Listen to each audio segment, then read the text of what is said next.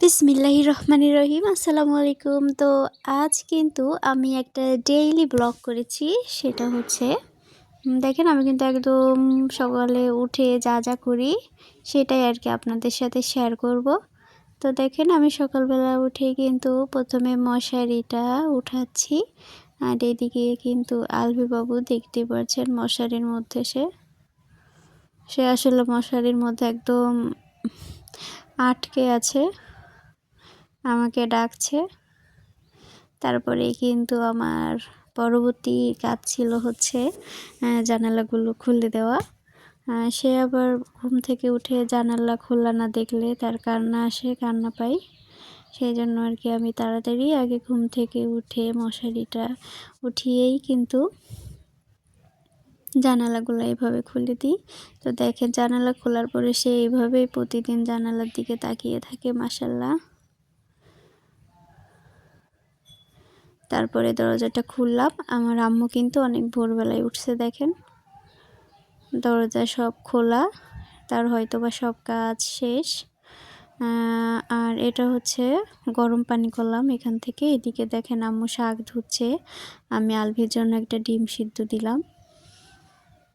তারপর আমি কিন্তু ব্রাশ করে তারপরে কিন্তু এই এক গ্লাস পানি খাবো। প্রতিদিন সকালে কুসুম কুসুম পানি খাই আমি। তারপরে আলভির জন্য রান্না করতে চলে গেলাম।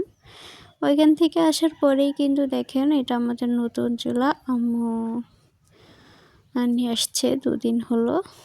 এটাও নতুন পাতিল, তো এটাই রান্না হবে আজ। তারপরে কিন্তু আম্মু রান্নাটা শুরু করে দিল নতুন চুলায়। নতুন চুলার রান্না আশা করি ভালোই হবে। তো দেখেন এরপরেই কিন্তু শাকটা ভেজে নেবে, সেই জন্য আর কি কড়াইটা ধুয়ে নিল। আর এদিকে কিন্তু আলভি আর হচ্ছে আতিফা খেলা করছিল। তো দেখেন অবশেষে কিন্তু দুপুর হয়ে গেল।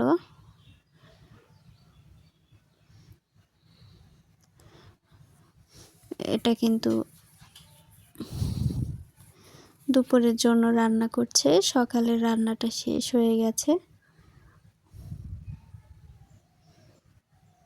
এটা কিন্তু শাক ভাজি করবে আম্মু। সকালেও শাক, এখনও শাক। শাকের সাথে দুপুরবেলায় মাংস আছে, আর সকালে শুধু শাক আর ডিম ছিল। তো সবাই ভালো থাকবেন, সুস্থ থাকবেন, দোয়া করবেন। আল্লাহ হাফেজ।